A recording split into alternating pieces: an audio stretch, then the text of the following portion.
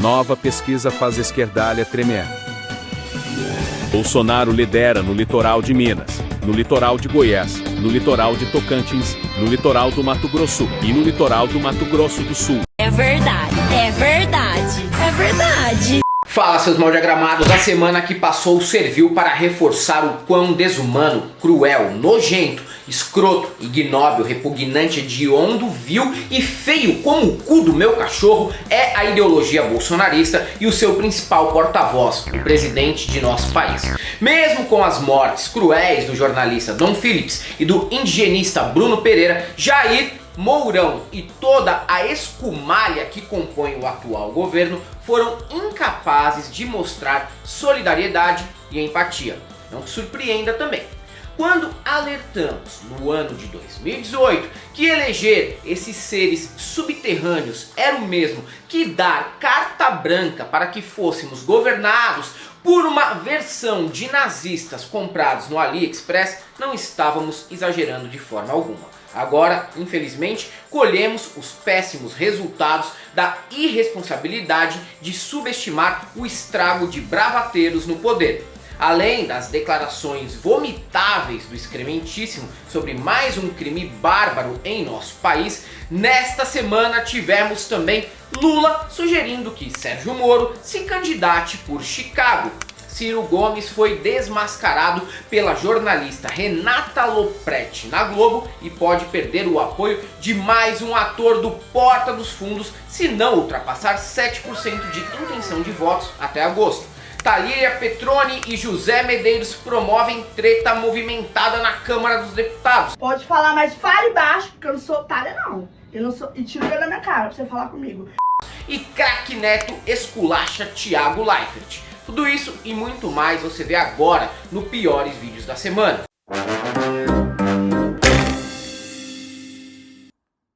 A esperança seria a maior das forças humanas se não existisse o desespero. Uma pessoa desesperada, encurralada, porém detentora de algum poder é capaz de tudo para atingir seus objetivos, por menos nobres que eles sejam. E quando trata-se do Jair, então, não precisamos reforçar que os objetivos dele são tão nobres quanto a família real brasileira. O sujeito está mesmo aflito e perto de espanar com as pesquisas que apontam sucessivamente que ele será derrotado em outubro no primeiro turno. Passamos!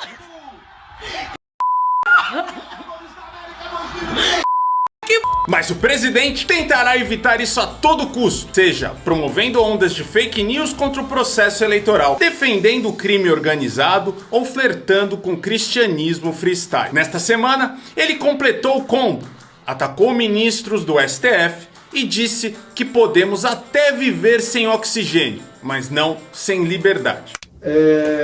Terminou agora há pouco, né? A parte mais importante da Copa das Américas. Eu peço por favor, pessoal, cala a boca ou vai para fora. Ou cala a boca ou sai da sala. Ok? Entendido aí? Somos pessoas normais. Podemos até viver sem oxigênio, mas jamais sem liberdade. É com esse espírito que ao longo de 28 anos lutei dentro do parlamento e há 3 anos à frente do Executivo Federal.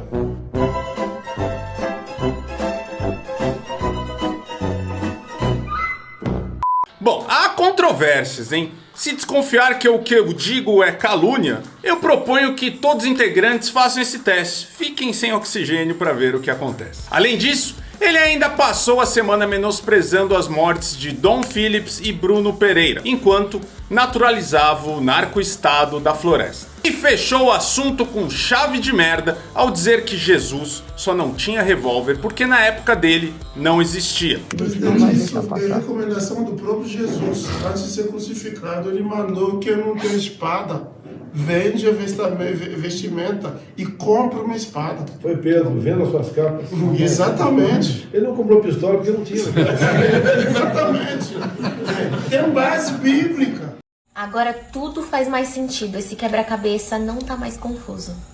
Se for para fazer vidência retroativa, Arrisco um palpite. E se ele tivesse comprado um 8 na Feira do Rolo da Galileia, certamente seria para se defender dos milicianos bolsominions de sua época. O encontro de Jair Bolsonaro e Joe Biden na falidaça Cúpula das Américas foi um verdadeiro show de humor involuntário, como era esperado. Com a ida aos States, o presidente aproveitou também a oportunidade para solicitar ajuda ao democrata na intenção de dar um golpe aqui no Brasil. Pedido que foi prontamente negado, e é compreensível. Biden já teve experiência prévia de ajudar um palhaço com o mesmo projeto de poder durante o seu curto mandato. E falhou, sim, falhou. Tanto que tem dado demonstrações públicas de arrependimento por incentivar Zelensky a entrar numa guerra contra a Rússia.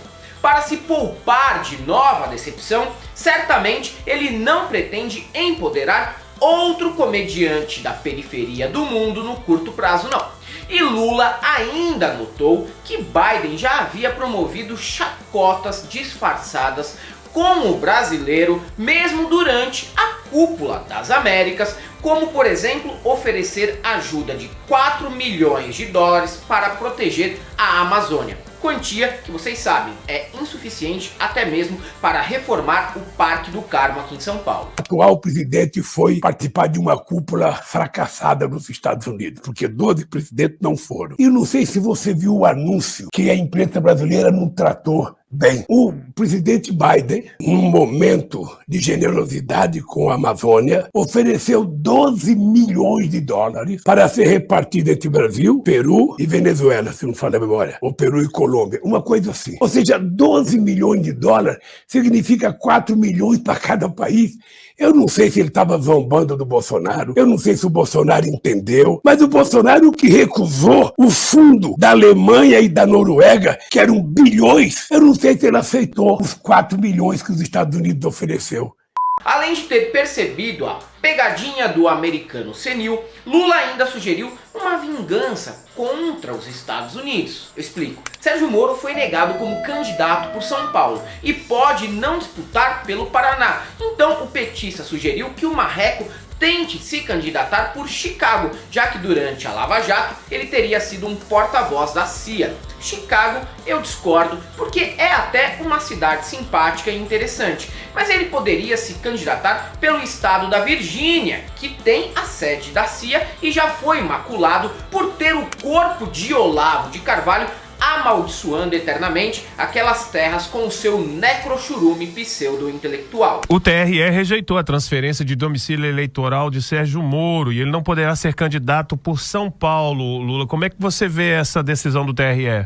Eu acho que como ele era representante do Departamento de Justiça dos Estados Unidos aqui no Brasil, como ele era um porta-voz de algumas pessoas da CIA, ele poderia ser candidato lá em Chicago. Falando em Sérgio Moro, o Marreco está tão perdido que pode até ser que acate a sugestão do Lula e falsifique um comprovante de residência de Chicago para tentar se candidatar por lá. No Brasil, a situação dele é confusa num nível no qual Moro chegou a convocar uma coletiva de imprensa nesta semana para não dizer absolutamente nada. Ao meu ver, foi um evento para matar a saudade do jornalismo nacional, que já o considerou herói e grande enxadrista. E hoje, não entrevista o cara nem para saber quais as músicas francesas que ele gostaria de ouvir num novo casamento da Carla Zambelli. Mas o Boquinha de Toca CD não jogou a toalha e ameaça a todos quando determina que não vai abandonar o Brasil. O que é uma pena, né? Pelo menos, se ele fosse embora de vez, o povo do Paraná não teria que aguentá-lo rodando o estado para saber qual cargo deve disputar. Demais brasileiros não teriam que se deparar com peças publicitárias que parecem ter sido produzidas por produtoras de vídeo especializadas em filmar casamento em cartório.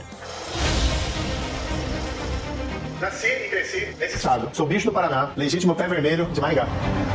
União Brasil, com o objetivo de construir um projeto nacional contra a polarização e os extremismos, me filiou em São Paulo, o maior colégio eleitoral do país. Eu recebi a Grão Cruz do Ipiranga, que é a maior honraria que alguém pode receber naquele estado. Mas você sabe, esse sistema de privilégio, desigualdade, esse sistema da corrupção, não me vê como um aliado. Olha, eu enfrento todo tipo de resistência. Pelo que eu já fiz pro Brasil, contra a corrupção, eu já fiz por vocês. Mas se eles pensam que venceram essa guerra, eles estão enganados. Já enfrentei obstáculos maiores. Eu não desisto. E nesse momento eu aprendi que mais inteligente é reunir forças, lutar dentro das minhas muralhas. E o Paraná é minha terra, onde eu nasci, onde eu cresci, onde eu constituí família. É uma alegria imensa estar de volta aqui no Paraná, na minha terra. E anota aí, nada vai me deter. Uma palma pra você, tá bom? 100% de aproveitamento zero. Parabéns! Superou a América do Rio Grande do Norte no Brasileirão de 2007, que ainda teve 15% de aproveitamento. Os debates oficiais só começam em agosto, mais 2 meses antes desses eventos televisivos muito aguardados por todos os cracudos de política. Já podemos nos animar com debates que devem agitar o cenário eleitoral na internet. Após promover um semi-monólogo com Gregório do Vivier, Ciro Gomes deve convidar nos próximos dias mais um ator do Porta dos Fundos para dar cavalo de pau com a boca, enquanto o interlocutor tentará, em vão, obter algum espaço que supere 10 segundos para realizar uma réplica sem ser interrompido pelo cearense de Pindamonhangaba. É que Fábio Porchat, cirista declarado, anunciou no podcast do Serginho Malandro que se Ciro não ultrapassar os 7% de intenção de votos até agosto, ele fará campanha para o Lula mesmo. A declaração, além de criar o risco do debate com um pedetista, também marca o último dia de paz que Fábio Porchat terá nas redes sociais. A partir de agora, o perfil do ator será invadido por gente com Rosinha no nome, questionando para ele sobre Eunício Vieira e Gedel Vieira Lima até o mês de outubro. Você vai votar em quem, Fábio? Eu vou... Você quer foder essa entrevista, né, Sérgio? Não, eu já declarei meu voto, eu vou votar no Ciro Gomes. Eu gosto muito do Ciro, acho ele um ótimo candidato, acho ele muito preparado. Eu acho que a gente precisa parar um pouco de polarizar e de nervoso e tal. Agora, se chegar em agosto, o Ciro continuar com 7 e o Lula puder ganhar no primeiro turno, pra tirar este animal, este verme, este câncer que tá no poder, eu vou pintado de estrela vermelha cantando Lula lá e voto apertando 300 vezes. A verdade é que a gente tá lidando com um cara que é um abjeto, ele é um cara que não tem humanidade. Ele é uma pessoa que durante a pandemia, que matou 670 mil pessoas no Brasil, ele imita gente morrendo engasgada. Ele imita isso. Só que o ator pode ficar tranquilo, porque no fim das contas, com essa decisão, ele na verdade se aproxima politicamente do Carluxo do Ciro Gomes, Gustavo Castanhon, e do próprio presidenciável, que nesta semana foram questionados sobre um passado em que eles eram até mais petistas que a Gleisi Hoffmann. Eu posso compartilhar aqui uma frase forte tua de defesa do Lula? Manda bala, cara, manda bala. Tua lá de outubro de 2017. E comentasse um pouquinho, né, o contexto, enfim, explicasse. Queria hoje desejar feliz aniversário a uma pessoa que foi mais importante pra minha vida do que 99,7% dos amigos da minha timeline, que pela primeira vez me fez sentir a vontade no meu próprio país, que me deu a sensação de poder olhar para o sofrimento e injustiça à minha volta, imaginá-lo como provisório, que me fez acreditar que o miserável de hoje seria o pobre de amanhã e a classe média do futuro. Obrigado, Lula, você nunca deixou de ser um menino retirante da seca, o que fez com que a vida lhe deu nenhum de nós faria em 10 encarnações, os que te perseguem são lixo humano, a sensação que você deu a milhões de brasileiros não esquecerão, nossa história só começou, etc. Assim como tu já falou várias postagens e foi aí que eu te conheci, né? Eu muitas vezes compartilhava postagens tuas no meu Facebook na época que eu usava, né? Eu passei a admirar muito os teus escritos.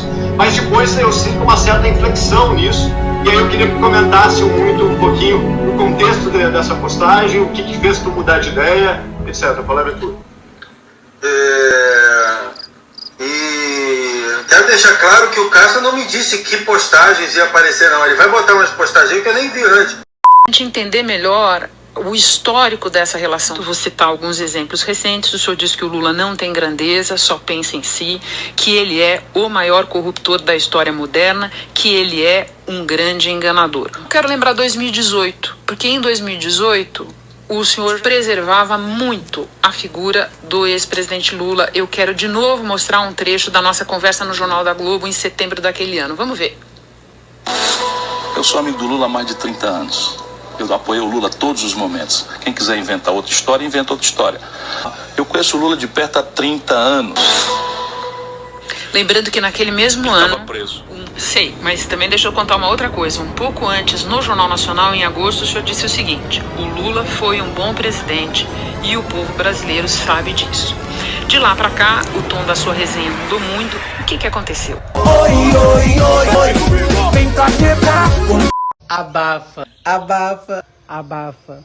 A reação que os bolsonaristas tiveram com as mortes de Dom Phillips e Bruno Pereira diz bastante sobre que tipo de Brasil eles imaginam para o futuro. Obrigada, presidente. Boa tarde, ministro. No dia de hoje eu não poderia começar, presidente Orlando, antes de manifestar minha solidariedade aos familiares de Dom, de Bruno, aos servidores da FUNAI, por esse horror que acomete o nosso país. O misto de insensibilidade, falta de empatia, crueldade e sadismo prova que essa corja pouco se incomoda com as vidas ceifadas e ainda faz lobby para que o evangelistão do agro-narco-garimpo comande este país. Essa visão do cenário ajuda a compreender porque o deputado federal José Medeiros, do PL de Mato Grosso, teve um descontrole quando Talíria Petroni, do PSOL do Rio, denuncia a atuação ilegal de garimpeiros e do narcotráfico na região onde foram mortos Bruno e Dom. O gatilho mental é tão forte no político reacionário com jeitão de bebê idoso que ele ameaça até a bater no Paulo Teixeira do PT de São Paulo. Como diria Ronivon, significa.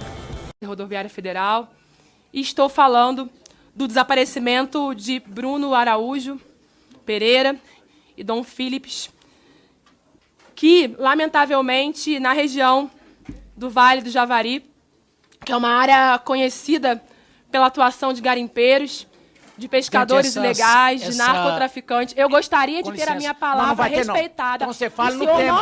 Você fala no tema, então. Deputada. Você fala no tema. Não comece a tumultuar. Você fala no problema. Grita de problema. Idiota. Paulo.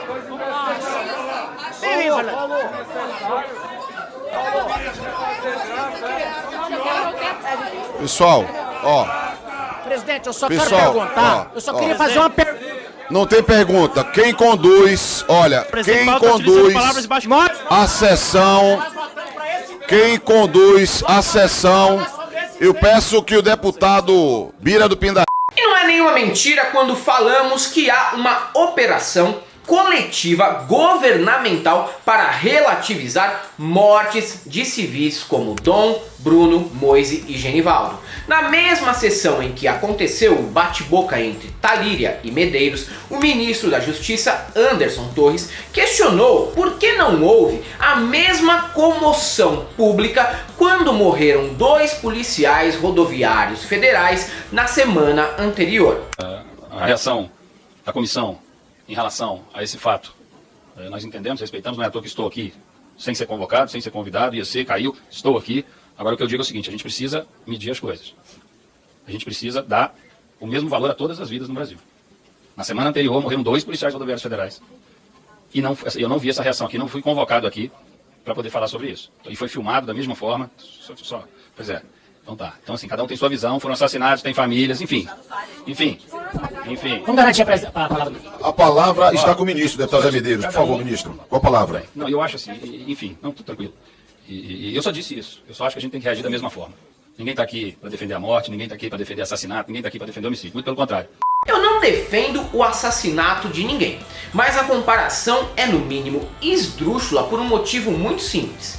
Entre os riscos da profissão de policial está o de morrer durante o serviço. Já os riscos inerentes à vida de um jornalista, por exemplo, costumam se basear em desenvolver tendinite, escoliose, úlcera por excesso de café e tabagismo. Enquanto isso, previsto para quem pilota uma moto sem capacete é uma multa, não execução em câmara de gás. Se essa fosse a lei, o próprio Jair Bolsonaro estaria morto desde 2019. Mas eu já compreendi o que esse pensamento da extrema-direita quer emplacar no onisciente coletivo. Chama-se a República dos Vitimistas. Ou todo mundo se fode junto e a gente segue aceitando o fatalismo de resultado, ou todos aqueles que permaneceram vivos são simplesmente muito privilegiados e não devem reclamar. Afinal, todo dia morre muita gente mesmo, e se morreu, talvez estivesse fazendo algo de errado, exceto se for crente ou policial, é claro. Tirando o fato do craque Neto ser corintiano, concordo com ele em todo o resto. Mas, Bezzi, você concorda com ele quando o cara era atleta, se alimentava apenas de McDonald's e aguentava correr no máximo 5 metros, tendo que aprimorar os passes de longa distância? Sim. Bom, politicamente, já sabia que compartilhavam os ideais semelhantes, mas não sabia que ele também tem a mesma opinião que eu sobre o Thiago Leifert. Explico.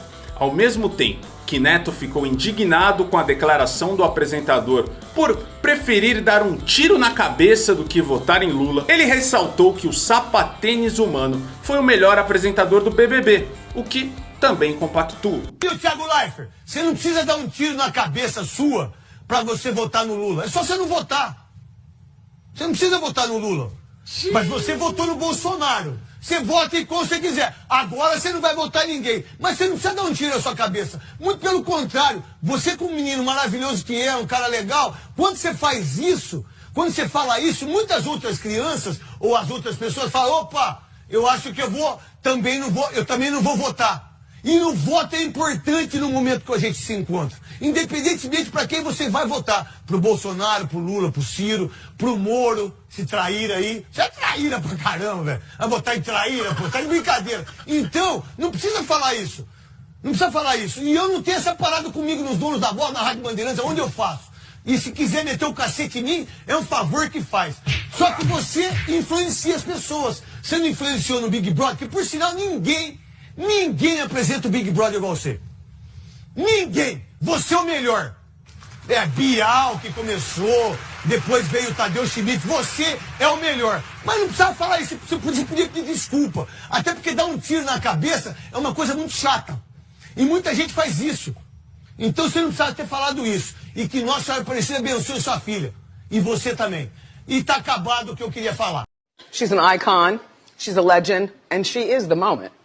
Now come on now. E como todo lorde que se preze, Neto terminou o esculacho desejando que Thiago e a filha sejam abençoadas por Deus. Desejo o mesmo, mas não pude deixar de lembrar da passivo-agressividade do Rivaldo quando era presidente do Mogi Mirim, falando que não pediu a opinião do torcedor, mas desejando que Deus o abençoasse em seguida. Reta final do governo Bolsonaro tem deixado reacionários com os nervos à flor da pele. Como eles não conseguiram colocar em prática todas as pautas que visavam desregularizar o meio ambiente, políticos desse espectro ideológico pretendem acelerar o desmatamento e os ataques a povos originários.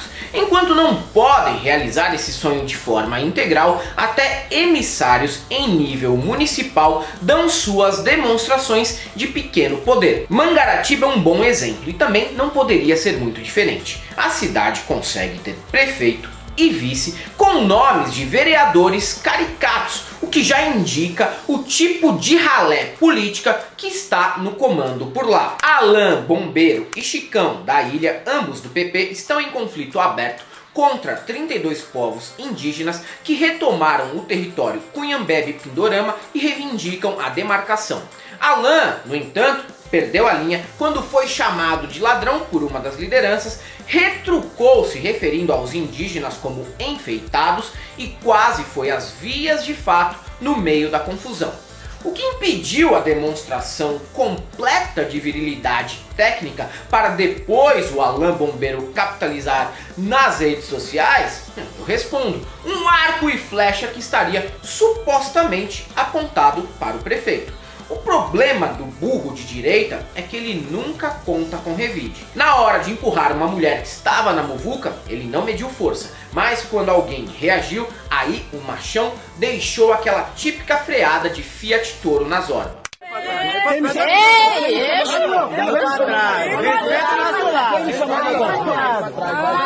Respeita nosso lado. Daí pra trás. É o seguinte, só eu e o... Daí pra trás. Quem me chamou de ladrão aqui? Ninguém. Daí pra trás. O gravado aqui é mentira. Tira a mão da porra dessa flecha. Daí pra trás. Tira a mão da flecha, irmão. Tira a mão da flecha, irmão. Tira a mão da porra da flecha, irmão. Amigo, tá cheio de criança aqui, cara. A gente não... Sotaque é sempre um assunto polêmico, independentemente de qual estado estejamos falando. Isso porque quem é de fora sempre tende a ouvir a nossa forma de falar de uma maneira mais caricata. Como paulista, Belo, posso jurar por tudo que é mais sagrado, que o nosso sotaque não é somente igual ao do personagem Bolsa, mano, do Hermes e Renato. Dentro da cidade mesmo, há variações que misturam esse modo de falar com os sotaques do Mazzaropi e do Mano Brown. Mas entendo que seja inevitável a comparação com o Bolsa, porque de forma geral, mano, parecemos mais com ele mesmo, não é mesmo? Vovó, que saudades. Eu reconheço também que não sei ao certo o sotaque do Mato Grosso e provavelmente não deve se restringir a um só. Mas os apresentadores do Bom Dia Mato Grosso, que certamente devem conhecer, ironizaram a forma de falar dos atores da novela Pantanal, filmada no estádio vizinho do Mato Grosso do Sul. Eles ainda brincaram sobre como ficam um dia depois de ver uma cena do folhetim, que tem atores sensacionais, mas que às vezes emulam até sotaque mineiro do Vale do Jequitinhonha, distante uns 87 mil quilômetros do Pantanal. São 6 horas em ponto, bora começar o jornal? Bora, o seu Bom Dia Mato Grosso está no ar. Galo cantou, é hora de levantar. Bom dia, Jaque. Bom dia pra você. Bom Dia Mato Grosso está no ar. E olha, tem chovido muito no último dia, né? Nós preparamos uma reportagem para vocês para falar da chuva. Fala daí. Aí vamos saber como é que tá as condições do tempo em Tangará da Serra. Diego Rodrigues, bom dia pra você, câmbio. Bom dia pra você também, menina. Tudo bem com você? Pra você agora ao vivo, 7 horas e 30 minutos. Perdoa. Quem vai por quê? É raiva. Raiva que fala. Raiva. Bora. Em temporada de inverno é sempre a mesma história. Paulista fala que tá com frio quando os termômetros batem 15 graus e no mesmo instante surge um curitibano do nada para dizer que isso é verão na capital paranaense. Ao mesmo tempo, um gaúcho da serra vai se intrometer para comentar que toma polar gelada e sem camisa do lado de fora de casa, mesmo quando a temperatura beira os 5 graus. Já no Ceará teremos matérias celebrando a chegada do frio, quando a cidade de Sobral atinge 24 graus e Carioca vai usar casaco indicado para a prática de snowboard na rua se a temperatura ficar abaixo dos 30. Enfim, se existe algo subjetivo nesse país, é a sensação térmica corporal de nossos cidadãos em cada região. Mas dessa vez eu devo reconhecer que um gaúcho provou mesmo que às vezes reclamamos à toa do inverno de São Paulo. O cara encontrou um tatu congelado entrando na toca. Mas a temperatura extrema serviu como uma espécie de câmara criogênica para o bicho, que não morreu vítima daquela geada severa e foi ressuscitado pelo calor de uma simples fogueira. Olha aí, gurizada, ó, caco de frio essa madrugada. Não, contando ninguém acredita, ainda bem que nós filmamos esse evento aí, porque isso já era 11 horas da manhã, já tinha sol. Encontramos o tatu velho aí, rapaz, meio que congelado na boca da toca aí, né? Pensamos que tava morto, isso não tem mais o que fazer. Fizemos um fogo, homem, e botemos o bichinho perto dos tocos ali. Dá uma olhada, rapaz. Recuperemos a vida do bicho, rapaz. Não, isso só porque filmemos, porque isso aí, se o cara contar nas bodegas aí, nesses acampamentos aí, não é de acreditar. Ninguém acredita, mas tá aí o vídeo. O Prêmio Ig Nobel de 2022, cerimônia dedicada a autores de pesquisas improváveis, já tem um forte concorrente para este ano. E se você chegou até aqui, sabe que pode colaborar nesse ano de luta, de guerra, de processos, de ataques e até, infelizmente, de assassinatos, né? Tem aqui no nosso primeiro comentário o link do nosso Apoia-se, que é a melhor forma de você nos apoiar. Só tira 13%, é recorrente. A partir de R$5 você pode nos apoiar todo mês, é menos do que um café e nos ajuda demais a manter a nossa estrutura, a manter os nossos editores, advogado, contador, designer, produtora e tudo mais, né? Muito obrigado a todos que colaboram. Tem também o nosso Pix, PayPal, conta corrente, é aqui o botãozinho do Seja Membro no YouTube. Você também nos siga nas outras redes sociais que são mais caóticas ainda, Twitter, Instagram e Facebook. Se você é um desses ainda, que fala mal do craque Neto, mesmo sendo palmeirense como eu só tenho uma coisa pra te dizer. Não passaram.